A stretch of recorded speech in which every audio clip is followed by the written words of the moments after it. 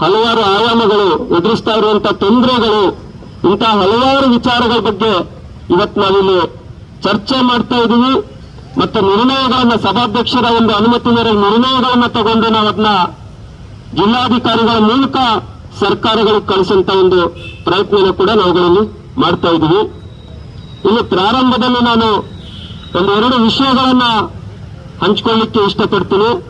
ಅಧ್ಯಕ್ಷರೇ, ಇವತ್ತೇನು ನಮ್ಮ ರಾಜ್ಯದಲ್ಲಿರ್ಬೋದು ಅಥವಾ ಕೇಂದ್ರದಲ್ಲಿರ್ಬೋದು ಲಕ್ಷಾಂತರ ಹುದ್ದೆಗಳು ಖಾಲಿ ಇದಾವೆ. ನಮ್ಮ ರಾಜ್ಯದಲ್ಲೇ ಸುಮಾರು 2,84,000 ಹುದ್ದೆಗಳು ಖಾಲಿ ಇದಾವೆ.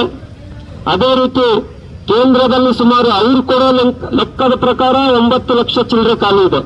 ಆದ್ರೆ ನಾವು ನಿಖರವಾಗಿ ನೋಡೋದಾದ್ರೆ ಸುಮಾರು 50ರಿಂದ 60 ಲಕ್ಷ ಹುದ್ದೆಗಳು ಖಾಲಿ ಇದಾವೆ ಕೇಂದ್ರ ಸರ್ಕಾರದಲ್ಲಿ. ಕಳೆದ 7 ವರ್ಷಗಳಿಂದ ಕೇಂದ್ರ ಸರ್ಕಾರ ಅಂಕಿಅಂಶನೇ ಕೊಟ್ಟಿಲ್ಲ. ನಮ್ಮ ಹತ್ರ ಇರುವಂತ ಈ 9,64,000 ಏನು ಅದು ಅಂಕಿಅಂಶ ಇದೆ, ಇದು 2019ರಲ್ಲಿ ಕೇಂದ್ರ ಸರ್ಕಾರ ಕೊಟ್ಟಿರೋದು. ಆ ನಂತರದಲ್ಲಿ ಕೇಂದ್ರ ಸರ್ಕಾರ ಇಲ್ಲಿ ತನಕ 7 ವರ್ಷ ಆಗಿದೆ. ಯಾವ ಇಲಾಖೆಯಲ್ಲಿ ಎಷ್ಟು ಖಾಲಿ ಇದೆ, ಎಷ್ಟು